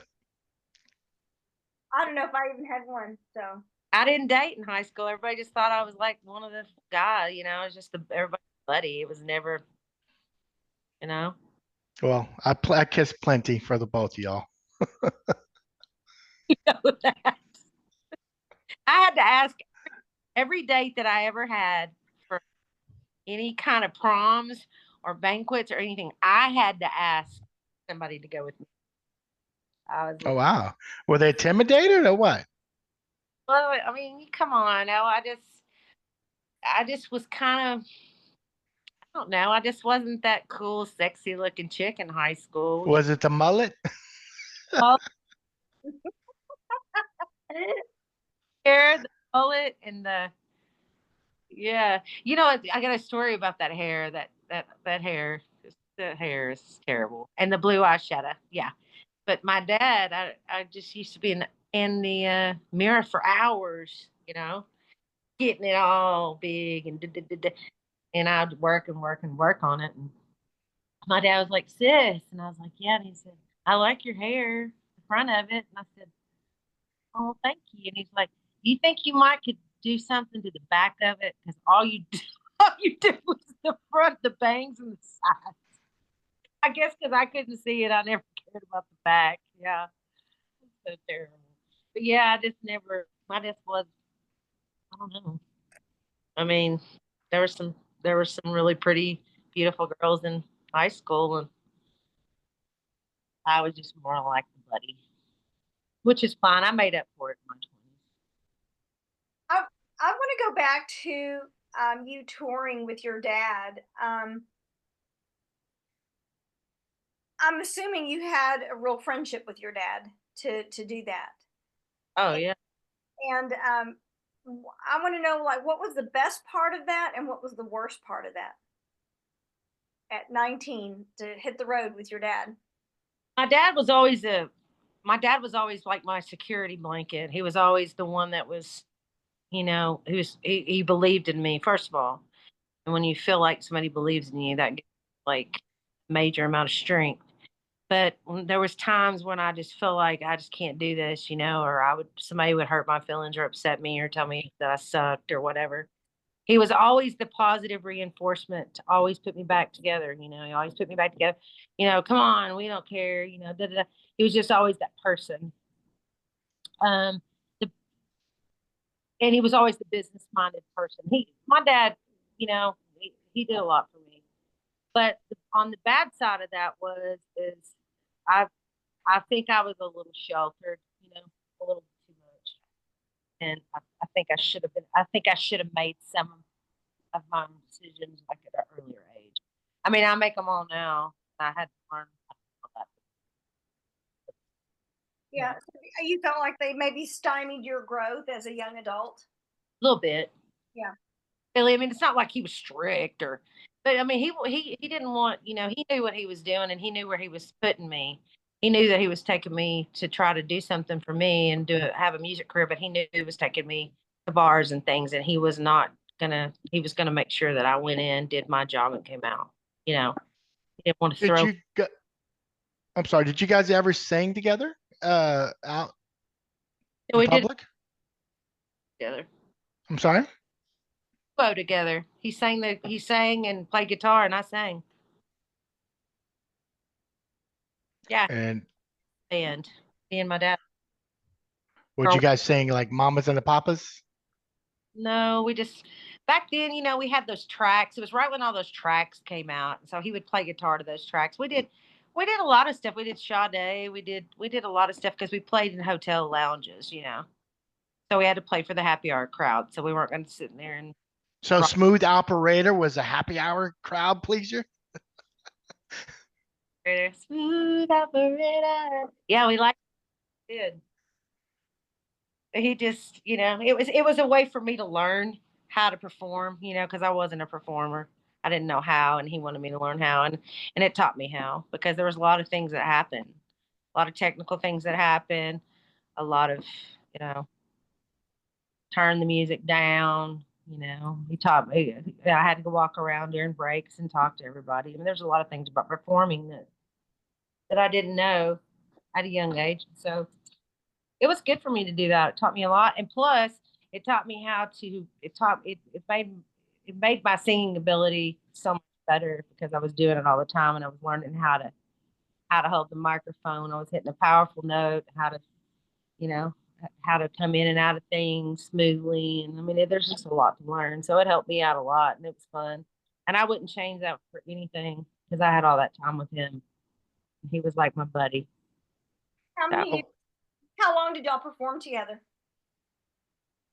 mm, probably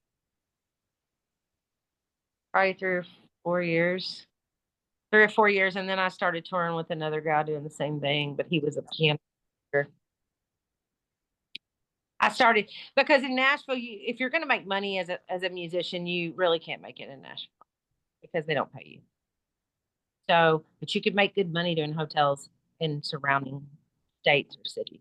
They pay you well, and they give you a room, and yeah, you can make a decent living doing that. It's just a pain in the rear, but it's good. But yeah, if we wanted to make some good money, we would either play in a casino or we would play in the surrounding areas. And then when we would want to record, and I'm saying this we thing because that's how a lot of people have to do it, uh, we'd come home and write and record and sing demos and all that stuff. Yeah.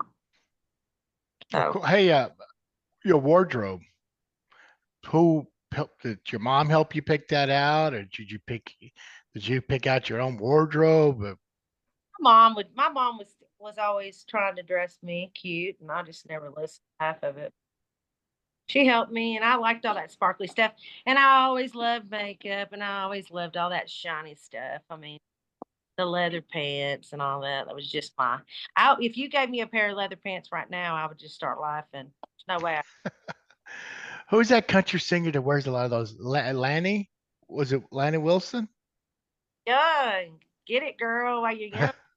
Hell yeah. She looks good. So it pops on my Facebook video feed. I don't know why. Yeah, she's awesome. She's an awesome young lady. She's got a Yeah. nice voice. You're in love with Lainey. Well, I mean, I'm not in love with her. She's shit. I'm 30 years older than her, but I'm just saying she she sings very well. I'll put it that way. She's just cute all the way around. Like No, my two country girls that I really like, you would think it would be Shania Twain or Tina McBride, which I do. I think they're beautiful women, but it's Jennifer Nettles and Sarah. What would you say? Sarah Evans. Evan Evans. Yeah, they're like your next door girls. I mean, they're beautiful, but they're not like Shania Twain beautiful. But you know what I mean? I think Sarah Evans looks better now than she ever has. Oh yeah. Good, yeah, that's cool. Yeah, I have no idea who either one of those people are. Yeah, because Lisa doesn't like country. okay. Yeah, I called you out, Cabrona. I like Sarah. I like Johnny Cash. I like Dolly Parton. Like Lisa, what's your music? Pardon? Metallica, so all that heavy.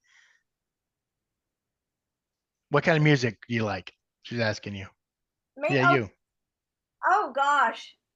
Well, current music, I'm all over the board. I mean, from Little Sims to Benson Boone to, uh, but I like strong women voices, like the lead singer of Alabama Shakes.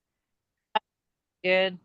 I mean, I run the gamut. I like all music. I like all music. I love jazz. I love it all. Love it. Yeah, me too. All genres. I'm really into popular, not, I wouldn't say pop music. I listen to public radio station in Dallas, KXT 91.7. And it's a curated, no commercials. It's a curated radio station. And so they always are bringing on artists from all over the world and local artists and local singer songwriters. So I'm always learning new music. Yeah. And I love that. I love public radio because they're not having to comply with corporate sponsorships. And so all the DJs can curate whatever music they want. That's really cool. Yeah, so a lot of obscure things or, up and coming artists that are not going to be played on mainstream radio of every genre. That's the other thing too. What you say part? Pardon? At the end, I missed it. Oh, that they play a lot of music that's not on mainstream radio. Oh, okay, yeah. In every genre, literally.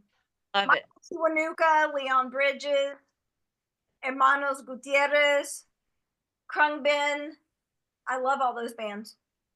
Well, that's cool to know.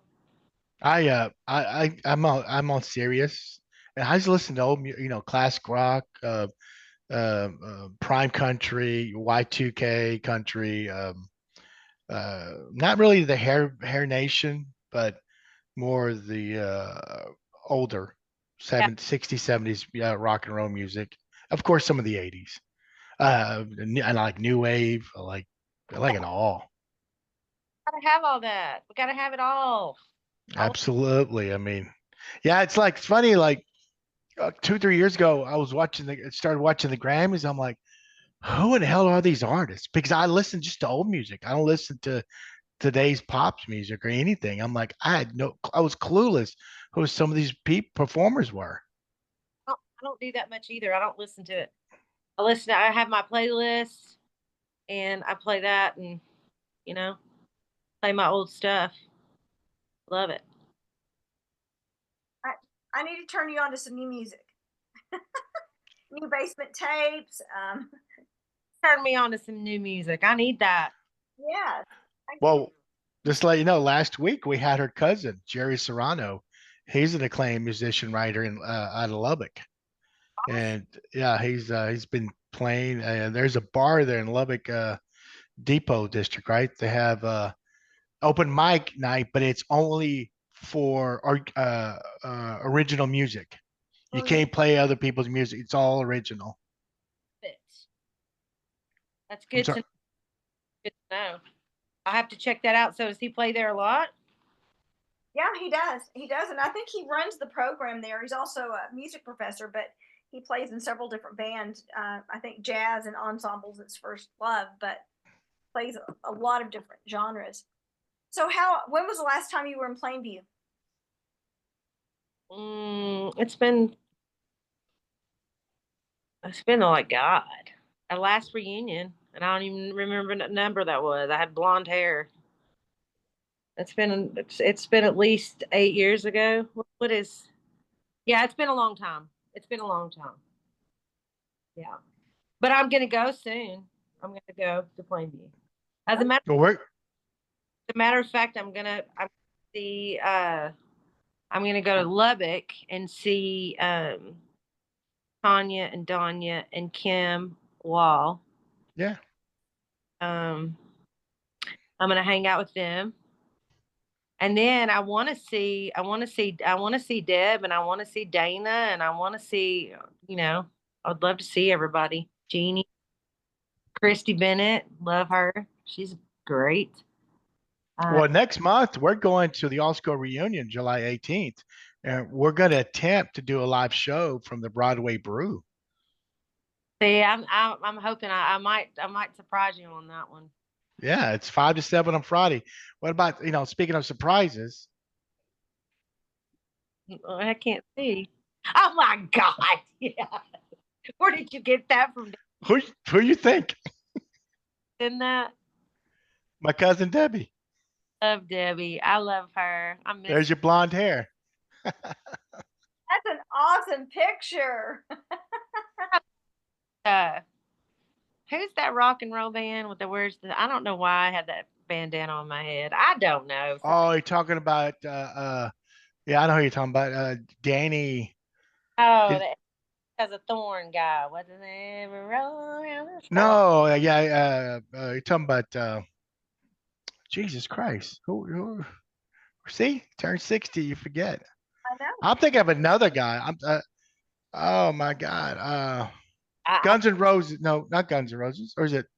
No, Poison. Oh, yeah, Michael something or something. Brett Michaels. Bret Michaels. That was it. Yeah.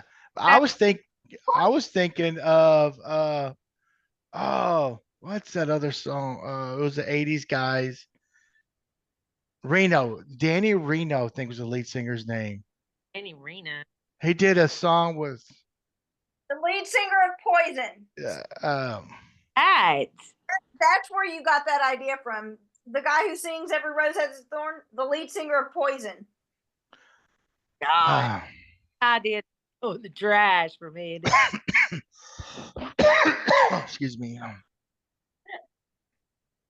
I forgot the name. Excuse me. Loverboy. Loverboy. Loverboy. Dang it. The lead singer, he wore a headband too. Oh yeah, I forgot about that. He did a duet with is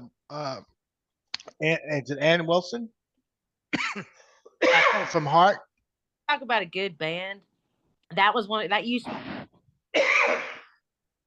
Okay, now you got me coughing. I know, right? God, that girl could sing. Who? Make it.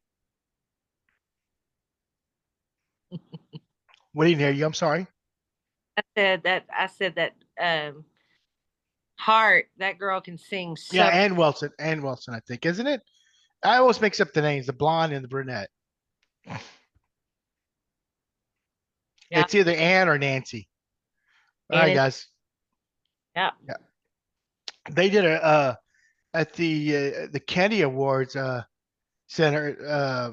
They did a song, the Stairway to Heaven for Led Zeppelin, and it was a badass song. She did the lead vocals for that song, and it was badass. Yeah. One of my best friends, her name is Stacy Michelle, or she goes by Stacy Michelle, but she's like, she can sing, but she can also play electric guitar. Like, I've never, like, it's, to me, that is just so sexy when a woman can just stand up there and play that guitar, like, and do all that stuff. She's got all that. She played with Joe Walsh. I mean, I always just thought that was the coolest thing to watch her because she's real tiny and gorgeous. She sang with Kid Rock, is on tour right now with Skinner. I just talked to her last night, and she just one hell of a guitar player. But she's got that big voice like that, and can just. That's just. I think that's awesome to see a woman playing an electric guitar like that. I wish I could. Like, Lita Ford. I mean, she was a good guitar player. Who was also the Joan Jett. I mean, Yeah. Pat So- Benatar. Yep. I saw her in concert a few times. I think she could sing. She had some lungs. Well, we're up to almost to the 2-hour mark. Summer, Lisa, you've got the the question you always ask at the end. Okay, my dear. With all your life experiences, knowing what you know now, what would you tell your younger self? I would just tell her to love what you do what you love, follow dreams, stay true to yourself, and just go for it. I mean, I wouldn't change a thing about what I've done in my life. That's wonderful. Would you tell her to still skip school? Hell yeah, I would.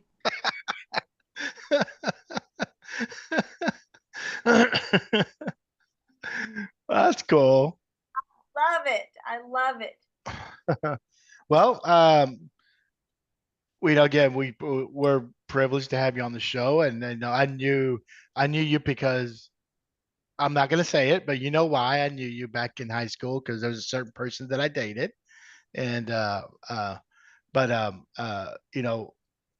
just heard that you went to Nashville, and when I'm sitting here at the house, I'm thinking who else can I have on the show, and I'm like, hey, why not Summer? Let's hear how her experiences, her journey is, trying going to Nashville and singing. So, and thank you for coming on, agreeing to come on. I'm really thankful for that. So, if you would like to share your parting words, this is we would appreciate it. I feel really honored, and I'm so happy to get to.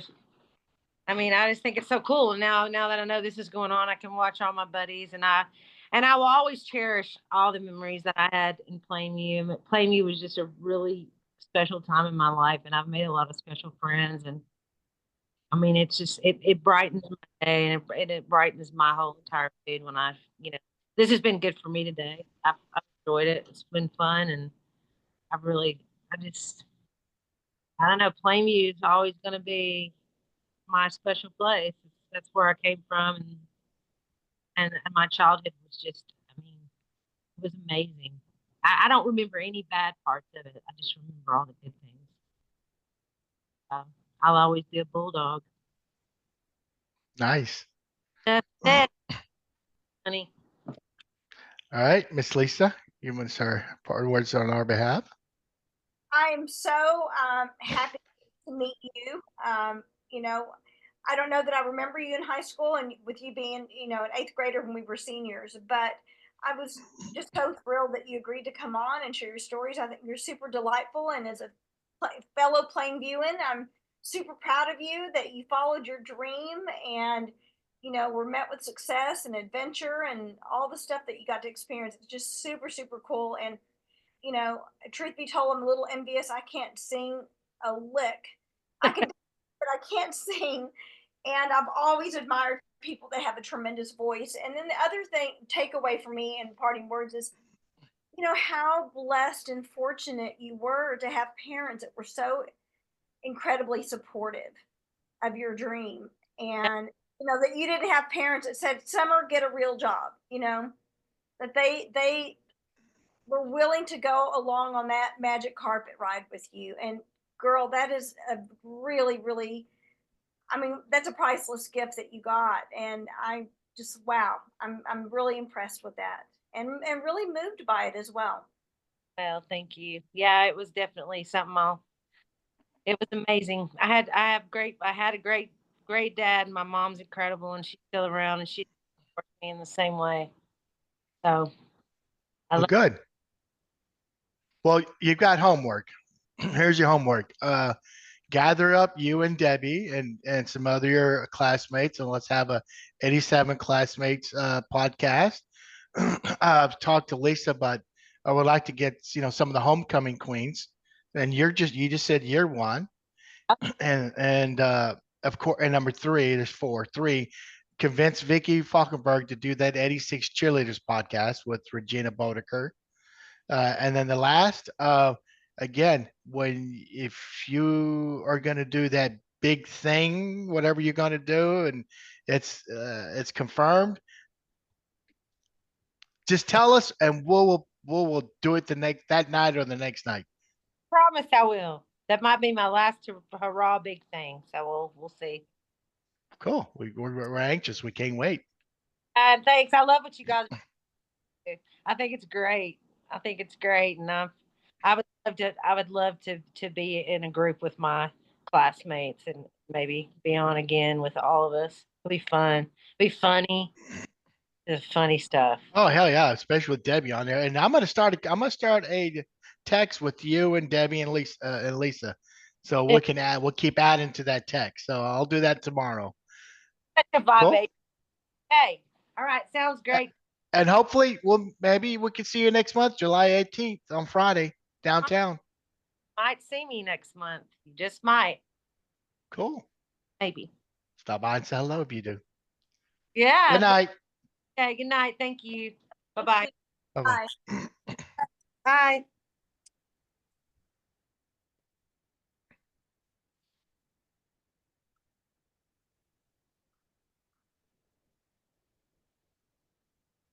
What'd you think?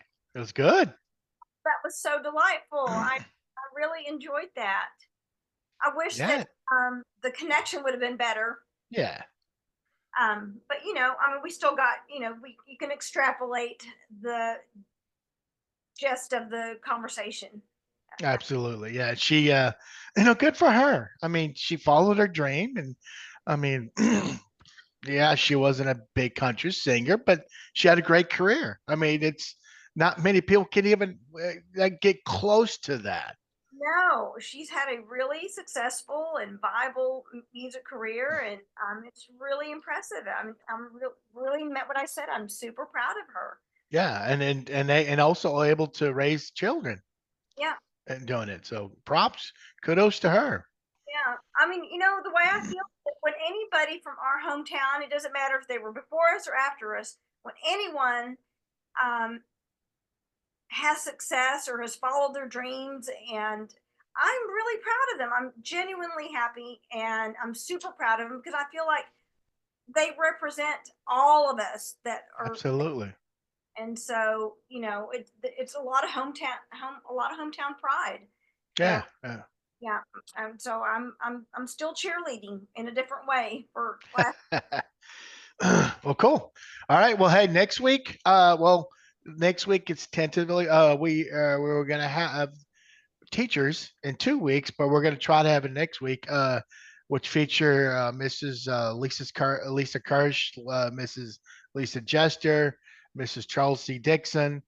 We're trying to get one or two others, but it's either gonna be next week or I don't know. We'll have to reschedule, but keep your fingers crossed, and we'll have the great teachers of Plainview High. It'll be the first group of teachers on our show. And We've maybe had coaches, now it's teachers. I'm sorry. Miss Carlisle, we can get her on. And Miss Carl, I'm definitely going to PM her tomorrow and then mention that Summer mentioned her. And yeah, I'm going to say, you see, this because you need to come on. So anyway, good night, everybody. And peace and love. Peace and love.